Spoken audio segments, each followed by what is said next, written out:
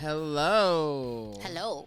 And welcome back to another episode of Breakroom Banter. It is a hairstylist adjacent podcast where each week, two friends who also happen to be hairstylists, break down our weeks in the break room.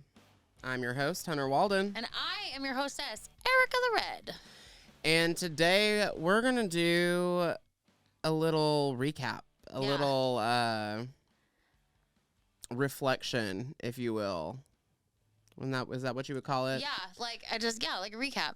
Let's talk about the crazy experience, the wild adventure we just went on. So we've been talking about it for like ever on the podcast, mentioning it here and there. But we had such an amazing experience this weekend. We had the opportunity to work the ABS 100-year anniversary show. Mm-hmm. I was there sponsored by Kuhn with Fast Foils. So I was a platform artist for Fast Foils, and I was able to assist the global color ambassador for Kuhn and all of his looks that he did. And that is what we did this weekend. Yeah, it was really cool. And then I tagged along. Because, there's no Hunter without me now. I'm coming along with you, buddy. No, but I got to go, and it was cool because, I was just, so overwhelmingly grateful to, be there and be getting the experience anyways. I literally just kind of tagged along. I had an artist pass, so I got to hang out. But,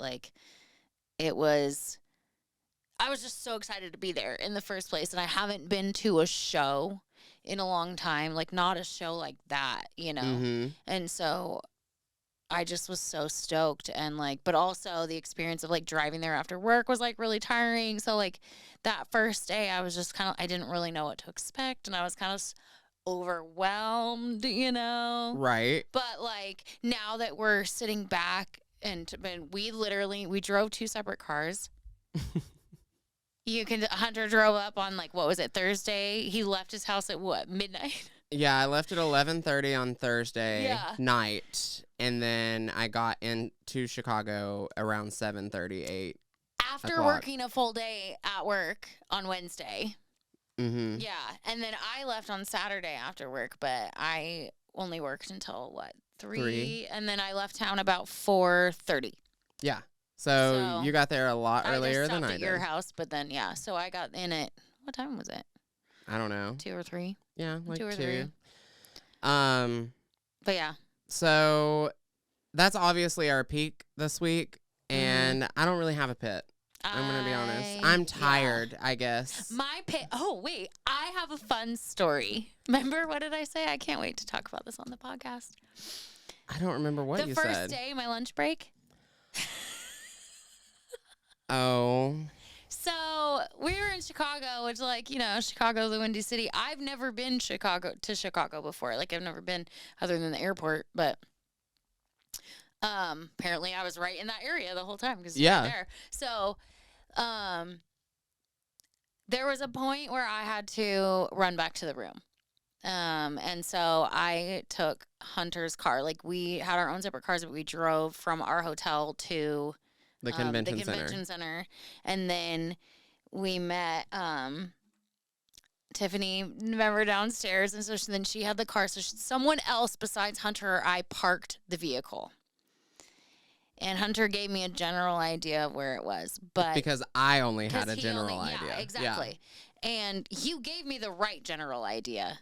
I just was, somewhat distracted by the freezing cold temperatures, rain, and the fact that I was literally in a t-shirt and effing flip-flops, walking around in cold, windy Chicago, beeping cars desperately. Oh my God, where is it? And when I tell you guys, I walked around the whole parking lot and then around this entire parking garage, literally beeping, frozen, my skin is no longer cold because it's numb. Because it's numb. Yeah, exactly. It was insane, right? My pants were wet, soaked, everything. And when I finally found the car, I was like, thank you, Jesus. So Ericka missed most of the first day of her being there because It of the was a car good situation. 2 hours at least. Yeah. It was wild. Ugh.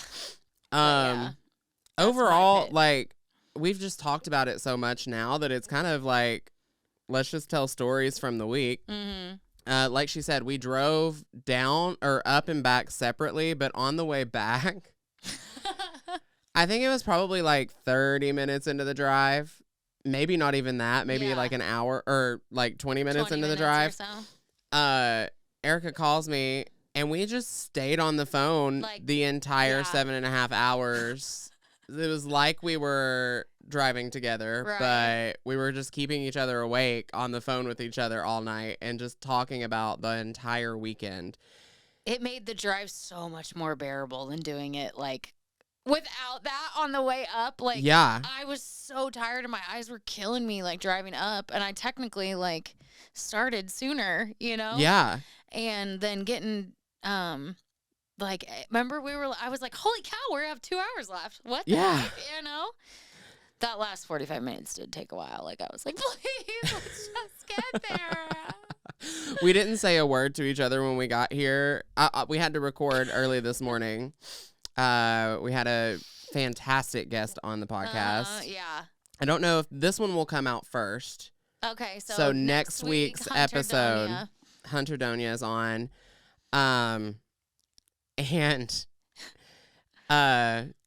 where was I going with that? Oh, we had to be up super early. We did not say a word. We walked into the door and we just went.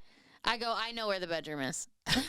And he was like, okay. And I went upstairs and he went to his room, and then That was history. yeah, that was it. My head hit the pillow and I went yeah. snoozed. And then I woke up several times this morning thinking I was getting too much sleep. Yeah.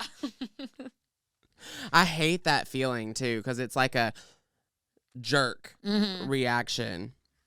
So let's just recap the weekend. So my first day there was Friday. This was my first time like working the show. Yeah. Like being that like a part of almost every aspect of it. Yeah. And so Friday, and I didn't know what to expect. So maybe someone else is looking to be a platform artist or looking to start going to shows. Yeah.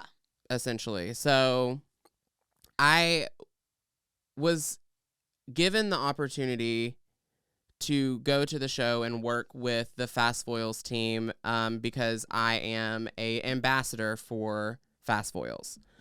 So if you want to use Fast Foils, they have special endothermic technologies that process your highlights up to 25% faster.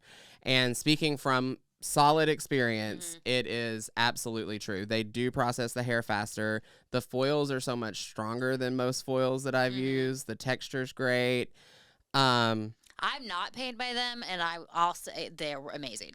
There you go. They don't pay me, but I do love them. Exactly. You know, so like one of my favorite parts when you were on the little platform at one point, when you were like, these foils ain't going anywhere, and you just like flicked it up. Oh yeah. Which I have the video of, so we can I'll insert it here. But it's like when you put color on the foil, it almost magnetizes. So the foil does not go anywhere, which is what I was worried about when I the first time I used them, because they're slick. They're a slick foil. So it was surprising, honestly, the first time you use them, that you put that color on there and it's not moving. No. But it was cool for me to like, again, not be necessarily affiliated with the company, but have used the product, and then like to be there and like, I know it works, but I don't know how it works. So to hear from like Ben exactly the founder of the company, you know, like he freaking invented it, like, you know. Well, and then here's the thing. Or here's another great thing about the weekend. Ben, the founder of Fast Foils, he will be on the podcast soon. And with him, we'll talk about the foil, obviously, and just kind of like how it came to be. How did he discover it? What made him? What channels did he go through to get there? I think that would be a really cool episode. Yeah, like how does one take your idea in your head and make it a reality? Like, Right. What does that process look like? You know? And then not even that, but like they're not in They're not in America. They're in Canada. Yeah, they're in Canada. So the distribution to the to here. Yeah, I think having been on would just be a really cool episode to kind of, how do you get from point A to point B and then to distribute to other countries, and what the ups and the downs and ebbs and flows are. Anyway, we got so far off track. I was talking about how I got there. I'm an ambassador for the company. They were having a large presence at the show this year. They asked for volunteers, and I jumped at the opportunity. One thing that I learned this weekend about that in particular, talking about opportunities, is like, whenever someone tells you, like, for instance, me, I've been in the industry for a while. When someone tells you, like, we want you to do this for the experience. This is a good experience for you. Take the opportunity. All I can say is you don't know that until you do it. Because in my mind, I wanted to be at the show. Did I want to get paid for it? Absolutely. But it was just a decision that this time around, because they've been to a couple shows before and I have been invited and not gone. Not that I regret it, because I feel like I went, everything happens for a reason, and I needed to be at this show. But yeah, it was just one of those things. Like, you don't realize how true that is until you take the opportunity to do it. And then you take away what you take away from this opportunity and this investment that you make in yourself is so much more valuable than the investment in itself. Yeah. Well, and you know what? It's funny because, like, one of the things is, like I said, I haven't been to a show like this in a long time, you know? And I feel like there's been so many other things, like financially and like just other priorities financially, that like I haven't like made this the most important. Like, it's not like I haven't invested in any education or done free education or, like, you know what I mean, taken initiative in those ways. And obviously we have it through the salon as well. But like, it was so rejuvenating to be there, and like even just going to a show and remembering why I actually love this, like what I love about this business, you know? Yeah. And like, for me, a lot, like, it seemed like a lot has changed, because even the last show I went to, it was one distributor. It wasn't the industry as a whole, you know? And so, I don't know, it was really cool. And I don't know what the hell I expected. I actually went in without expectations. Same. To the best of my ability, because I didn't really know. But I don't know. I'm so grateful for the opportunity. Thank you for freaking inviting me to go to that with you. Of course. You know? Absolutely. I would invite you. I know we already You know what I mean? We already talked about that, but like, I just, you know, on the record, I want it recorded that I really appreciate you inviting me to that. Well, of course. Yeah. Shoot. So, and then you guys, I just want everyone to know, because he's not going to say this, he's not going to tell you this, but Hunter kicked ass and did his damn thing. Like, from everything to like just his stage presence on the little, you know, platform. Like, there was I did miss him on the stage the first day that I was there. It's probably a good thing that you did. I was nerve. Were you? So, and I'll tell you why. Yeah, okay. So, when I got there and we walked up to the stage to do our presentation, I was with George Alderetti. The global hair color ambassador for Kuhn Hair Cosmetics. That's a big freaking deal. Yeah. Bro. And it didn't set in until we were walking from I remember this. Yeah. We were walking from the model room out to the floor, and I hear a really familiar voice, but it was like one of those things where it was like you couldn't place it, but it was like, this is a comforting voice. I like this voice. Mm-hmm. Turn around, and it's my boss that I had at Jewel, the salon that I was at when I became a CUNY educator. Well, you didn't tell me this part. I know. I've been waiting to tell you on the podcast. Oh, man. I didn't know there was anything you hadn't told me yet. Yeah. Oh, So. The tea, honey. So I heard her voice, and she was like, she goes, hey. And we both turned around, and she said, look at you two. And then she looked at me, and she was like, I am so proud of you.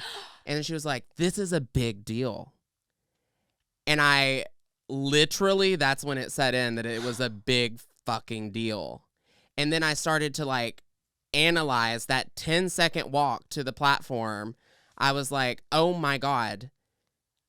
I realized I wanted to be an educator at a hair show. I am at a hair show. I'm about to be on a fucking stage, and there are going to be people that might see me and say, that's what I want to do. That guy is who I want to be when I grow up. And the like pressure that I felt in that moment, I was like, holy crap. So super nervy on the first one. And I when you asked me how it went, I told you it was like very hot, very sweaty. Kind of feels like there's a bajillion like honey badgers running after you, and you're backed in a corner. And that's not my analogy. That was Amber's analogy, actually. That's what she said? Yes. And I was like, you know what? That is actually how it is. Because, so I've had like nerves before a class, right? This was like fear. Yeah. But unexplainable. I wasn't afraid that I was going to mess up. I wasn't afraid I was going to say the wrong thing. Because I know the content. I know how to foil hair. I was just scared. That's just the only, like, it was just like deer in a headlight. What you said to me was like, you were like, it really, what did you say? You were like, I was fine until I opened my mouth. Yes. Until I started talking. And I'm like, oh my God, I think the sound of my own voice would scare me in that situation. And I was fine. I was internalizing all of those feelings that I told you. Like that 10-second walk, I was like, oh my God. My God. I don't know if it showed on my face. Well, and I poop. I didn't see anything. It's all good. So I'm glad that I didn't have anyone that knew me there, like friend-wise. Yeah. I mean, George was there, and I consider him a friend. He's my mentor, and like I knew that if I froze, he would get me out of it. You know what I mean? He had your back, 100%. I wasn't worried about freezing or anything like that. So the first class, so much room for opportunity. The second time I went up there, I felt it. It like it was all in my heart, and it just came right out.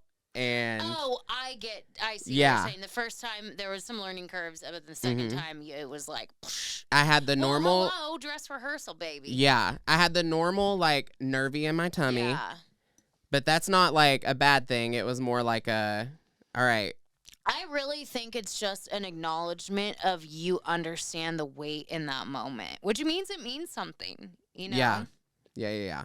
So I don't know why I've been so fucking emotional over this. It's because show. You're exhausted. I'm exhausted. Bro. I am exhausted. And it's not necessarily the show that exhausted us. No. Let's get that clear. It's the fact that we were stupid and drove. Well, I honestly don't think I could have afforded to go if I didn't drive. Well. Honestly, like with everything I've had going on. Yeah. Financially wise. I mean, you're going to California in 2 days. I literally looked at your calendar and I was like, no, God, I'm scared. I have Ericka's events in my calendar. Yeah. Well, it's on my it's desk. on the podcast calendar. Yeah.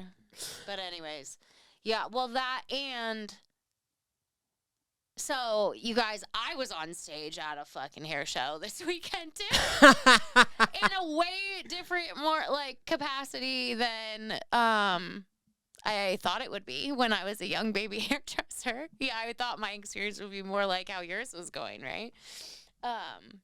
That doesn't mean that your next experience won't be. So hear me out. You guys, like, we obviously have reflected a lot over this weekend. And,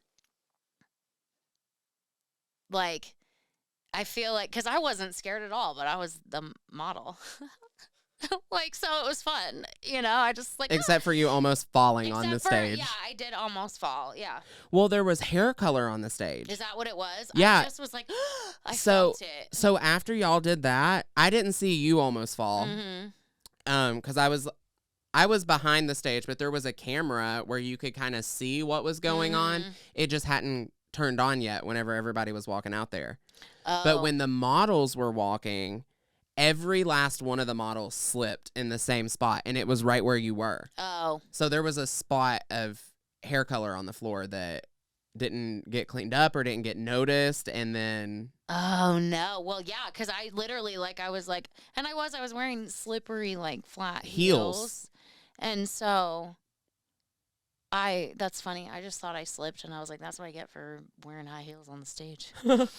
No, there was color on the floor. Oh, okay, cool. Good. I don't feel so bad. But yeah, it was cool, like, to do that. It was, like, last minute. Jay needed him. It didn't work out with his other model or whatever, so I got to be the model. So, yeah, I just have to tell myself that, like, I've done it before. I mean, I didn't have to talk. That part would be scary, but it was scary. That is what I always wanted to do as a young hairdresser. That was my goal, you know what I mean? And like somewhere along over the years, I've like convinced myself that that's not where I'm going, you know? But now after this weekend, you might reconsider that. Well, it inspired in some capacity. Me to even like try. You know what I mean? Instead of just being like putting it out of my mind because I'm too scared to fail. It put a sliver of belief, maybe. You know? I mean, I don't even know what I would call it. Just like, I think that like we talked about a lot of stuff this weekend, and we're going to have some people on to talk about some of these subjects, you know, but like I have felt very... Like, I'll be completely honest, like, there's been times in my career as an educator where I felt very on my own and unsupported, like, from my higher-ups, you know, and left to my own devices, which we all know I can spiral into a not very good place, right? So, like, and, like, I know that my life was pretty, my kind of head was kind of on my ass on my first go-around as an educator, you know, and I feel like I really had to kind of crumble to rebuild, to like be mentally, emotionally, like capable of actually being the person I want to be, you know? Yeah. But I also feel like if you have the right environment of like people around you who are just as transparent and like authentic, like you realize like some people struggle until they're 40 and then they hit success. Well, and like, fuck, that's me. Like, shit, you know? Excuse my language, cut some of that out. But it's true, you know? And then, like, being in, like, that room with everybody and just everybody being so nice and, like, genuinely nice. And it doesn't feel fake and, like, I don't know. It was like, oh my God, there's hope. Like, it's not always going to be this negativity. Like, I am scrappy. I am these things, but I also don't have a lot of mental capacity for like mentally abusive or tough like situations. Like, I just, like, fuck that. I'd rather not be a part of it. Be a part of that. Yeah. You know what I mean? And I think that's why it's another thing I was telling Hunter is I was like, the good part for me is like as the industry has changed in social media and I just haven't really kept up with it. Like there are a lot of people who are leaders in this industry that like I don't know who they are because I just don't. Like I haven't been to a show in a while. I don't know a lot of these things. I don't keep up on a lot of this stuff. because of my experience the first time around. I just kind of let that whole world go. Right. You know? And then to be there and to find out this person I was just chopping it up with was like XYZ from so and so, and you're like, wait, they're who does what? Like, holy moly. And they were that kind and that. And, like, yeah. And that's like something too that like I think it's important to note that. You know what I mean? Like you were pushed out of the industry by, and once again, you're gonna hear this again on next week's episode. Sorry about it. We recorded them on the same day.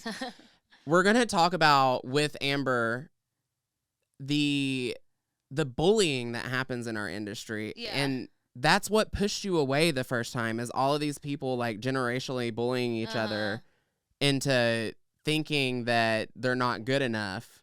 Well, and even just like, I mean, that is a thing, but it was also too like maybe not necessarily bullying, but lack of support, lack of checking in, they were worried about making themselves. Sure you had, or just kind of feeling like I was at the bottom of the ladder and didn't really matter, or like, and you know me, like some companies are different, their cultures are different. Like if you got a problem with me, you can't make a general statement. Mm-hmm. You're going to have to just come directly to me and say, hey, girl, fix this. Yeah, I'm going to need this to be fixed. This needs to change.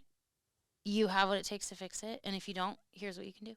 Mm-hmm. I'm here to support you. Let's change this and make it better. Yeah. You know what I mean? That's what I need. So I just think it wasn't that. And like I said, I take full responsibility for the fact that, like, I was young and there were probably situations I could have been more professional in, or like skills I could have sharpened more, but like nobody really ever coached me at all past like certification or recertification. You know what I mean? You didn't have like a constant. I didn't have a mentor, and I have learned as I've gotten older that is like totally what I need. Yeah. You know, and it fits, but I'm like, just makes me wish even more I had sucked it up and like done an apprenticeship. Yeah. You know, because I was so anxious to make money doing hair at like when I was young that I was like, I don't want to be somebody's bitch. I don't want to dust shelves for 15 months before I'm allowed to do a men's cut. The thing I hate the most is at that time, Yeah. Like, I don't want to do that. Like, yeah, I would love to go learn at the Bumble and Bumble Academy, but like, I'm not putting all that blood, sweat, and tears. I'll pay for the opportunity myself. Yeah. You know what I mean? I'm going to go somewhere else where I can get my hands dirty and do some hair. And like, I did get a decent start. I do think there are hairdressers who are like, learn it and they're more mechanical with it. And then there's people like me who are like, I just always braided my Barbie's hair when I was little, and then I just started doing my friend's hair, and then like I taught myself. I was doing haircuts that professional hairdressers could check and be like, "Oh, it looks pretty good. It's a little bit longer on the left, but it's pretty darn even." Yeah. When I was 15, you know what I mean? And right. I was doing it with 2 mirrors on my own head and had no clue. I just thinking about how the shape of the head works and this and that, So sometimes that's another reason why I get insecure, because like some people, you're so technical like you are, and I love it about you because you speak in a way that's so completely different from what, like how I look at it, but I like it because it's the language, it's the lingo. You explain it really well, and I'm just like, yeah, what he said, I am very technical, and I do get creative for sure, but because I'm so technical, it could be someone like you might have a hard time learning from me, whereas someone like you could be at a show sitting down, and then someone like you is also teaching, and you're saying like, okay, well, her head feels like this here, so I'm going to pull this here and cut like this because of this. And make it in your own words, because your words are someone else's words. They're not everyone's words, just the same as mine aren't everyone's words. George's aren't everyone's words. All of these educators have a different way of saying the same freaking thing. Yeah. I guess I feel like that's been something that I've always felt like I was insecure about, is I'm like, I don't Like, for Christ's sake, I didn't remember what the parietal ridge was for the long. I'm like, what is the parietal ridge? What does that mean? You know, Right. like, you got to remind me. Yeah. What's convex versus concave layers? Like, what the hell does that mean? Mm-hmm. Tell me what that looks like. And then I can remember, you know. Yeah. Because the way I think about things are visual. Like, every time I cut somebody's hair, if they part their hair on the side, like, even though I was taught to do it in the middle, I'm going to do it The way that they do it. Or, like, if it's a really deep part, because I did hair in those days, you know what I would do is you can't match that. You cannot match it. But what you can do is you can take that, like, lighter side and slide cut down that side. So, like, no, it's no longer correct if you flip the head over. There's technically a flaw, but it's visually correct. And I think that is what makes it art. Yeah. Right? Yeah. So, I don't know. I just like to be in a nurturing environment and remember that, like, the beauty of this business is a buttload of individuals. Yes. And being it's not themselves. And, like, cultures are important, but it's important that cultures, like, encourage and welcome individuality. Yeah, that's the word I'm looking for. Nurture individuality. That's what I'm looking for. And I feel really fortunate to be aligned with a company like Fast Foils that they, from the second I walked in, I felt cared for. I got more hugs this weekend than I've had in the last fucking year.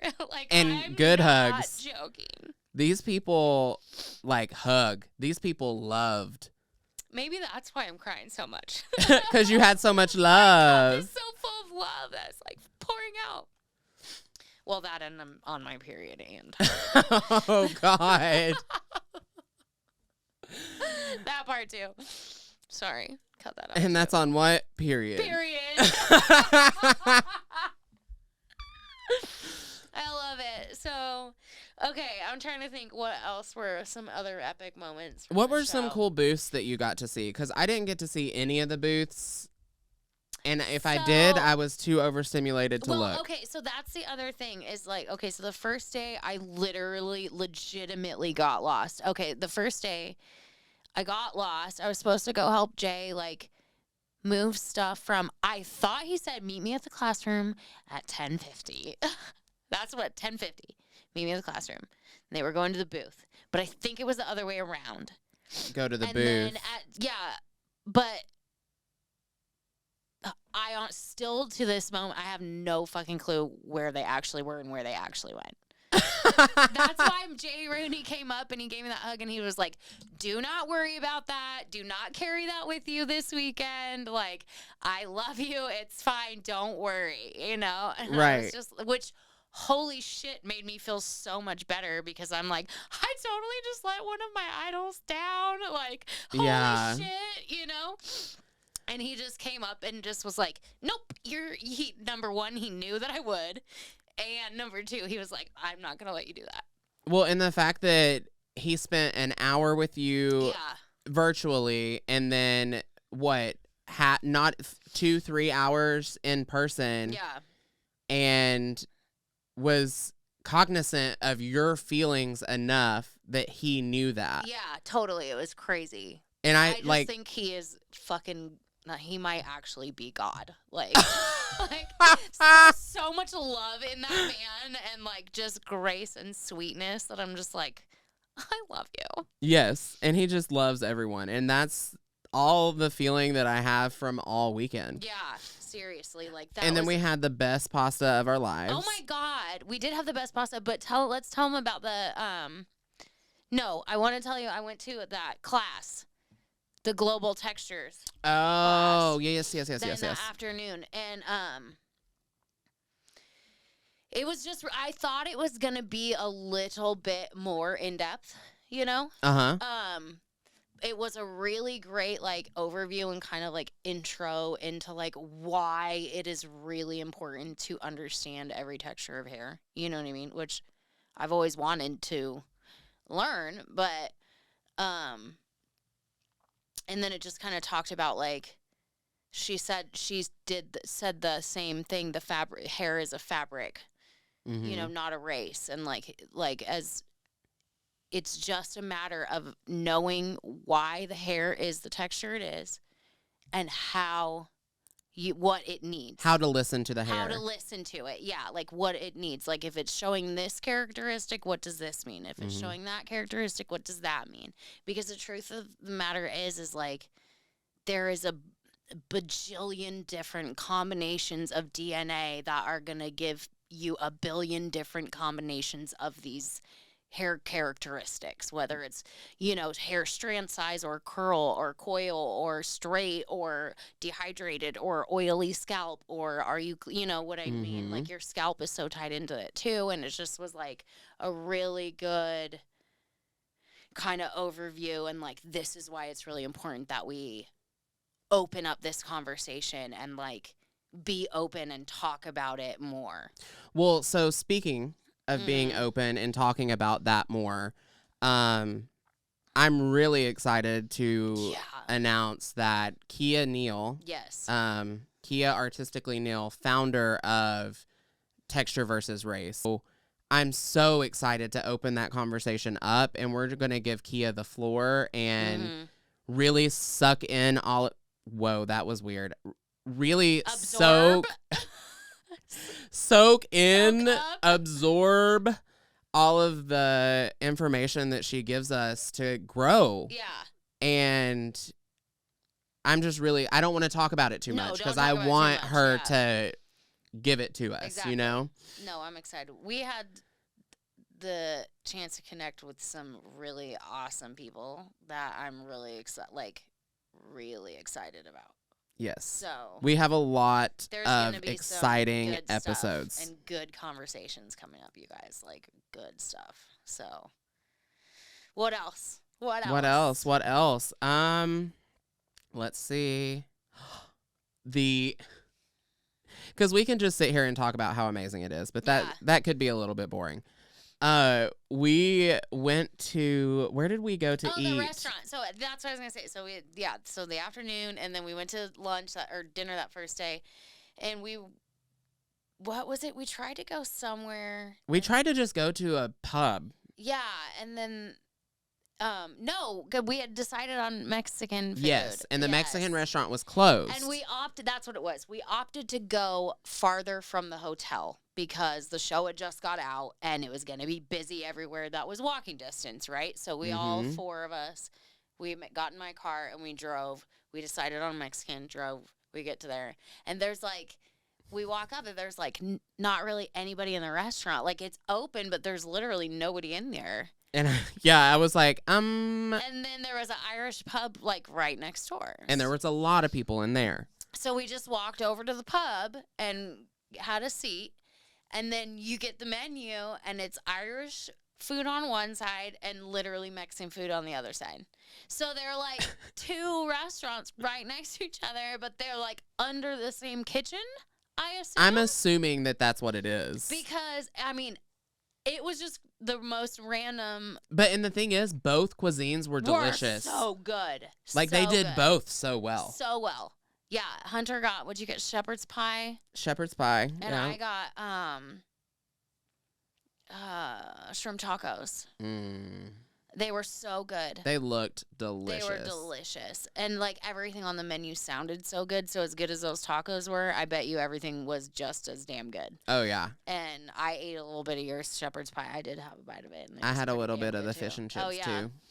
Oh, yeah. And then homegirl got fish and chips. And then, what did she get? Guinness cheese soup? Yeah, Guinness cheese soup.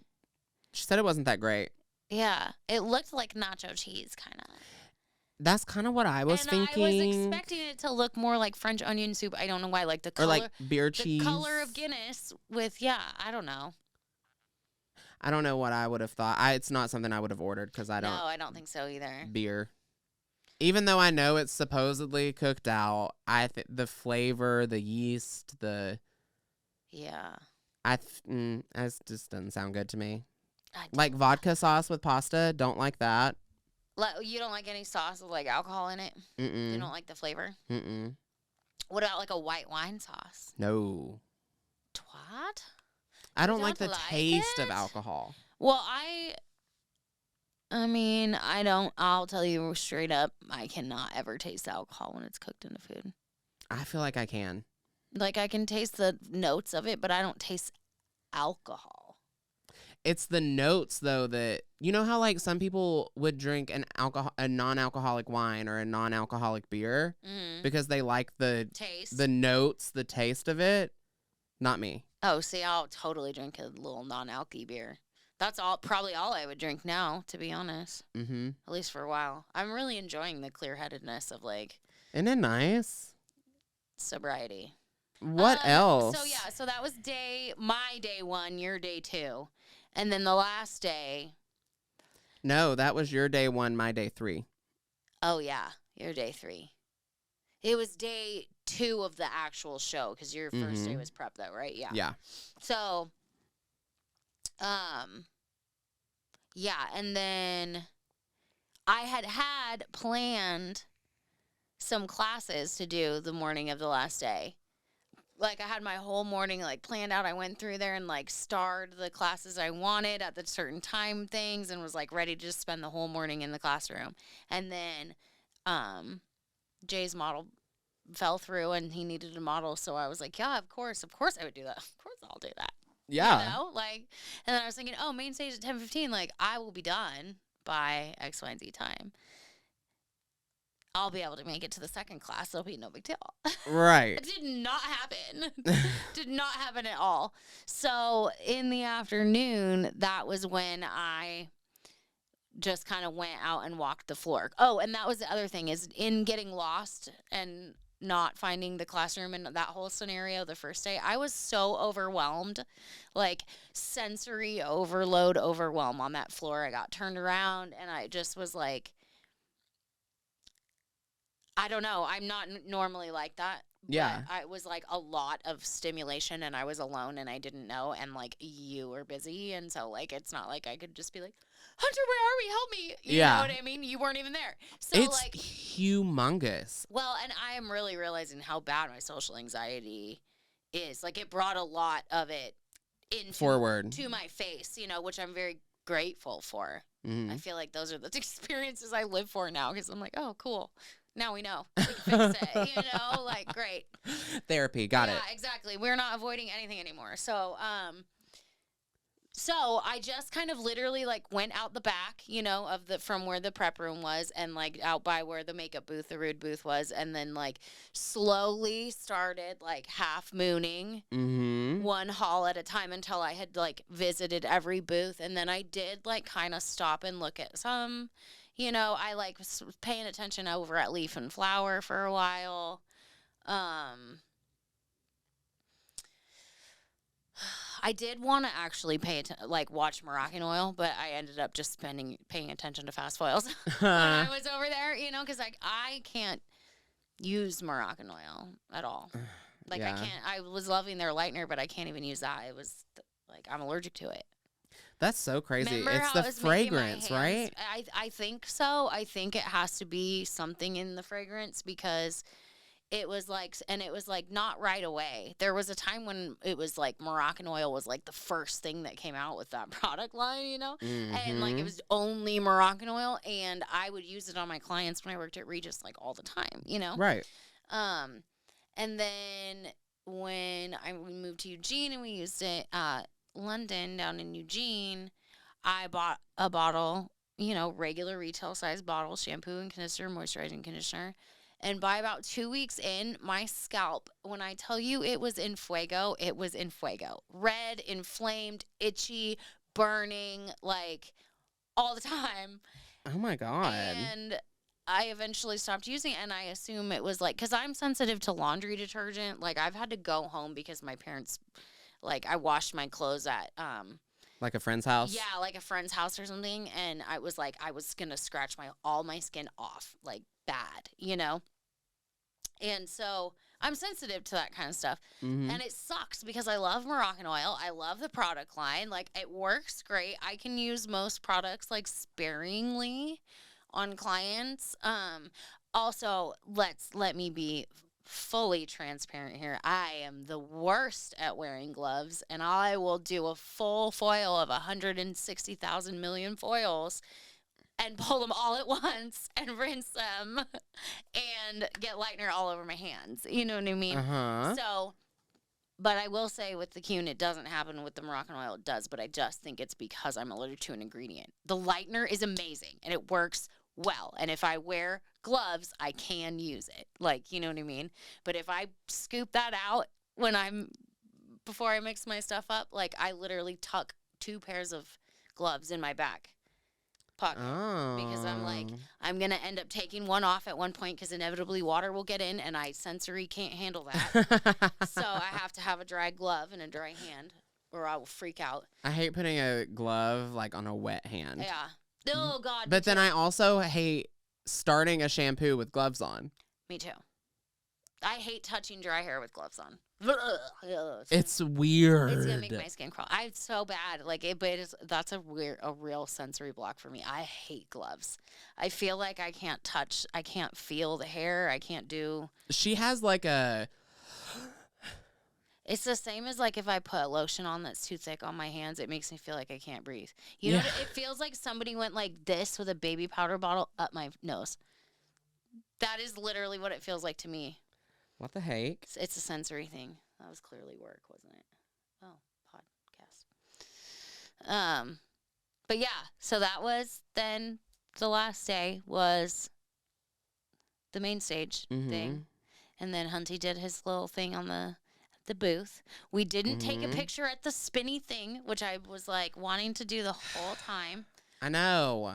I didn't do any of like we got these little cool Rode like clip-on mics that have these really cool like holders to like do interview type shit with. We did not do very much of I failed. I did not do that. Well, I just think I underestimated the amount of like time there is in a day. Well, I also think that like you didn't really know what to expect and you weren't sure exactly how it was going to go or how much you were going to be needed or what level you were going to be supporting either. Right, because I fully expected to walk in there and be like, go shampoo the mannequins, go, like, wash the bowls, that kind of vibe. That's what I fully expected. Yeah. And, like, set up the trays and take the trays on the stage, take the trays off the stage. But it was the best experience of my life. There you go. I think this episode is going to be titled The One That Changed Our Lives. The one that changed our lives. I like it. Yeah. Well, do you have anything else to add? No, just about that dope little Italian restaurant that we found in Chicago. What was the name? Give it a plug. It was Nona? Hang on. Something Nona.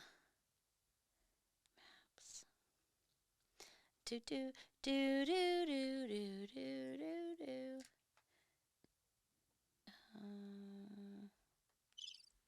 I know, right? It should be in my history. I don't know where it went. It's okay. We can wait. Never mind. Oh, are we going to wait? Nona Silvius. 1400 Canfield Avenue, Park Ridge, Illinois. It was delicious. It's 505 miles away from Hunter's house. In case anyone wants to know. In case you want to know. Well, thanks so much for listening to another episode of Breakroom Banner. Well, thank you so much for listening to another episode of Breakroom Banter. If you want to follow us on our social media channels, I am at HarricksHunter on all the things. And I am Ericka the Redhead on all the things. Our podcast is at Breakroom Banter Pod on all the things. We also have a Patreon, www.patreon.com/Breakroom Banter Pod. Make sure you're following us on YouTube, on Spotify, on Apple Play Podcasts, on anywhere you can get your podcast. Make sure you're subscribed. Amazon Audible. Leave us a review. Leave us a comment. Please leave us comments and reviews. Yeah. We love to read them. If you need advice or anything, just send us a message. Give us a comment. Do the thing. If you love us, tell us. If you hate us, tell us. Yeah. Actually, if you hate me, don't tell me because that will hurt my feelings. Well, So erase anyway, that part too. until next time, remember, You always have a seat at our table. bye. Bye.